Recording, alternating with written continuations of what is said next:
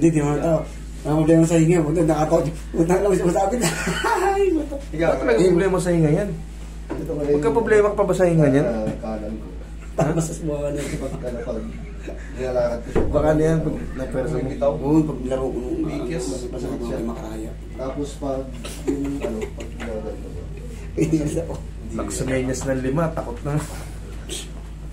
Alam ko na mangyayari. Kailan pa ito kuya? Nagsimula siya kuya birthday ko March 12 yun.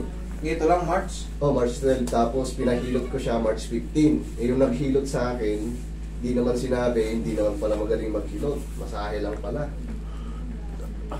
Tapos, umuwi ako sa amin, semana, pinahilot ko ulit to. Actually, nabalik naman yung ugat dito.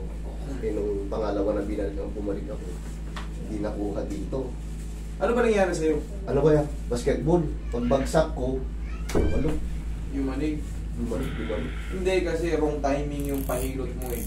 Alam mo mga, pag hindi marunong yung maghilot, March 12, Okay. tapos March 15, pinahilot mo 3 araw. Okay. Retaliation pa lang yung kuya ng pamamaga. Pag hindi marunong mag-handle yun, lalo lang sasakit. Kaya hindi Yun niya, na kaya. kaya hindi niya madadali talaga yun. Kasi magang-maga yung loob niyan 3 araw. Yun nga kaya, nung after nga niya masahe, lumala pa yung lumala yung maga eh. Ngayon, siyempre, nobody's perfect. Ngayon, hindi niya pa kayang i-handle yun.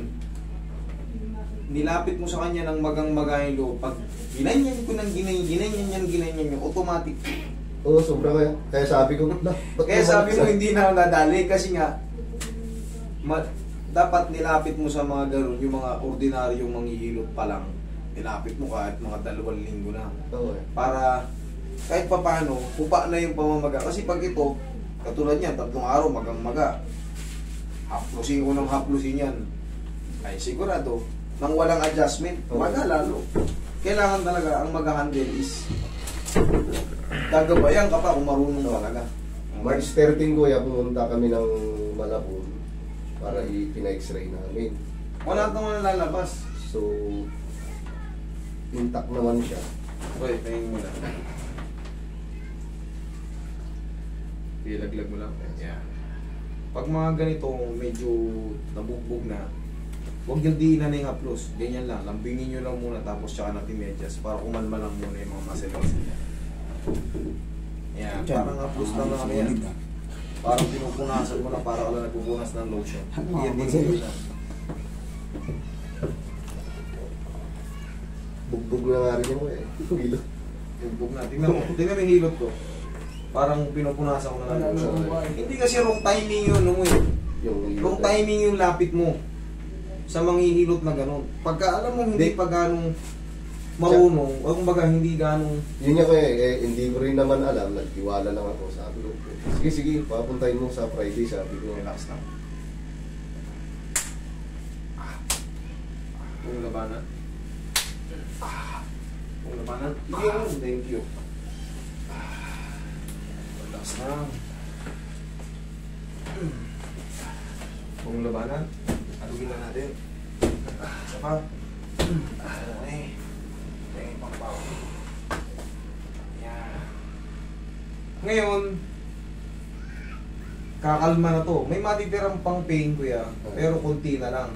Siguro mga 1 linggo, 2 linggo. Back to 0 ka na. Na talagang mananamog ka nun.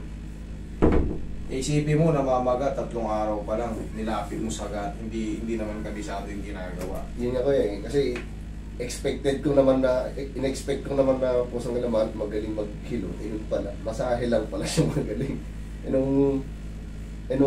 Siyempre Friday kasi yun, March 15. Kasi inaasahan ko namang linggo, Sabado-Linggo, may improvement.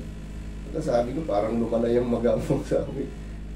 Sabi ko, meron talagang kailangan. Tsaka kaya adjust din natin. Yung nanghilot sa akin, sinabi ko naman na tignan mo yung observe mo. Di pag naglalakad ka sumasakit. kaya para may tumutukod na. Sige, lakad mo ngayon. Tignan mo ngayon kung disay pa rin. Normal. Yung ganyan, hindi pa gano'ng mape-perfect yan. Kaya kasi magapay loob yan. Sa loob. Hayaan mo munang magpahilom. Kasi kung makikita mo sa ganyan, no? malaki pa siya. Eh, hindi pa mo perfect na ipitin. Pero yung paglalakad, bawas na yung pain yan. O, ganun mo, kaya. Bawas na yung pain yan. Ngayon, mag-aantay lang tayo muna ng 1 linggo.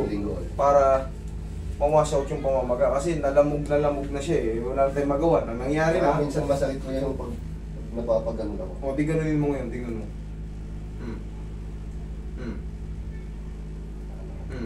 Wala. O. Okay, magkaiba. O, sige. Huwag mo lang basahin niya yung kuya ha. Okay.